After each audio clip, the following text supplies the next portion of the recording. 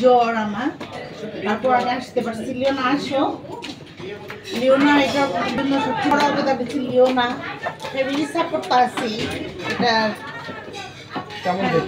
Hello everybody. তো আজকে হচ্ছে আপু অ্যাচিভার অ্যাওয়ার্ডের মধ্যে হচ্ছে ছিলেন, নমিনেশন ছিল, অ্যান্ড ফার্স্ট গ্রোথ এন্টারপ্রেনার হিসেবে সে অ্যাওয়ার্ডটা পেয়েছেন। অ্যান্ড ট্রাস্ট মি, 1 বছরের মধ্যে খুবই ভালো রেসপন্স। অ্যান্ড ইনশাআল্লাহ আমরা সুন প্ল্যানিং করছি যে আমরা একটা শোরুম দিব। এখন আমাদের জাস্ট হচ্ছে অনলাইন বেস চলছে, এবং আমি একমাত্র হচ্ছে ব্র্যান্ড অ্যাম্বাসেডর হিসেবে তাদের সাথে কাজ করছি। 1 বছর হয়ে গেছে আমাদের, ইনশাআল্লাহ সামনে 1 বছর হবে, এবং অবশ্যই জবাব দিয়ে কিন্তু আমাদের 1 বছর পূর্তিতে অবশ্যই থাকবে আমরা আশা করি। এবং আমরা চেষ্টা করব ভালো ভালো কাজ করার, এবং দৈনিক জব দিয়ে আমাদের সুন্দর সুন্দর কন্টেন্ট কভার করবে, সেটা আমরা আশা করি। আর অসংখ্য ধন্যবাদ, সবাই দোয়া করবেন আমাদের জন্য। হ্যাঁ, এবং she is amazing person and she is very talented. আর সবাই দোয়া করবেন, এবং তার মতো আসলে প্রতিটা ঘরে ঘরে এরকম এন্টারপ্রেনার হওয়া উচিত, উদ্যোক্তা হওয়া উচিত। মানে না বসে থেকে মানুষকে নিয়ে কুটনামি না করে আসলে আমাদের আগে বেড়ে যাওয়া উচিত। আমাদের এরকম করে অ্যাচিভমেন্ট করা উচিত। কুটনামি করলে কেউ অ্যাচিভমেন্ট দিবে না।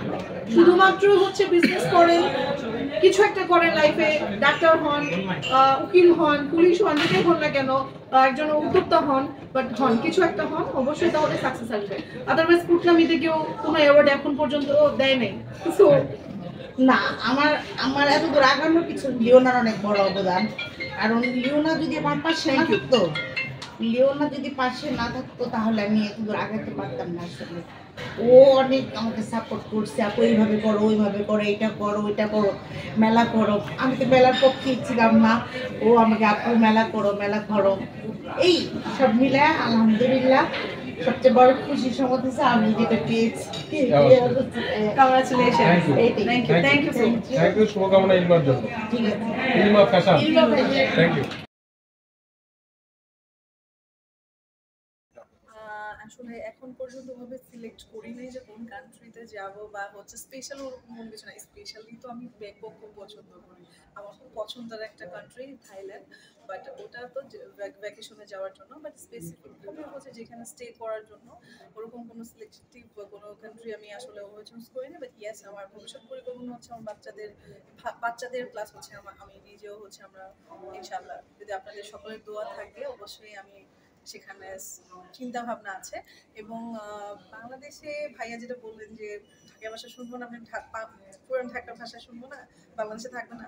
বাংলাদেশে আসলে এক্সপ্লোর করা হয়ে গেছে আমার, আলহামদুলিল্লাহ। বাংলাদেশে থেকে যতটুকু আমি যোগ্যতা অর্জন করেছি, আমি চাচ্ছি এখন আমি যে পুরো ওয়ার্ল্ডটাকে একটু এক্সপ্লোর করতে। আমি তো বাইরে আমার যোগ্যতাটাকে দেখি, সেখানে কাজে লাগিয়ে কিছু করতে পারি কিনা। তো এটাই হচ্ছে আমার ভবিষ্যৎ পরিকল্পনা। সো আমার বাচ্চাদের একদমই, আমার মেয়ে থাকবে না বাংলাদেশে, মাও নেই, আমি বাইরে চলে যাবো, আমি সেখানেই পড়ালেখা করবো। সো দ্যাটস ওয়াই আসলে একটা চিন্তা ভাবনা চলে আসছে। Thank you. অনুভূতিটা আসলে খুবই সুন্দর, খুবই ভালো। কি কাজের জন্য অ্যাওয়ার্ডটা? আমি করি motor of Korean bridal makeover. আমার হচ্ছে মেকআপ স্টুডিও আছে। আমি as a makeup artist, best makeup artist হিসেবে অ্যাওয়ার্ডটা পেয়েছি।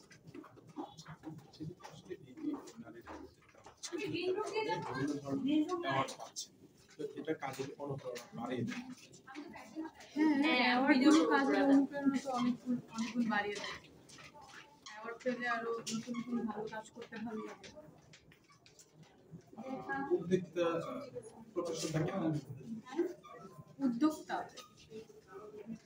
উদ্যোক্তা এখন তো সবাই উদ্যোক্তা বলতে গেলে, সবাই ছোটখাটো কাজ করছে নিজের হচ্ছে যোগ্যতা অনুযায়ী, নিজের হচ্ছে ভালো লাগা অনুযায়ী।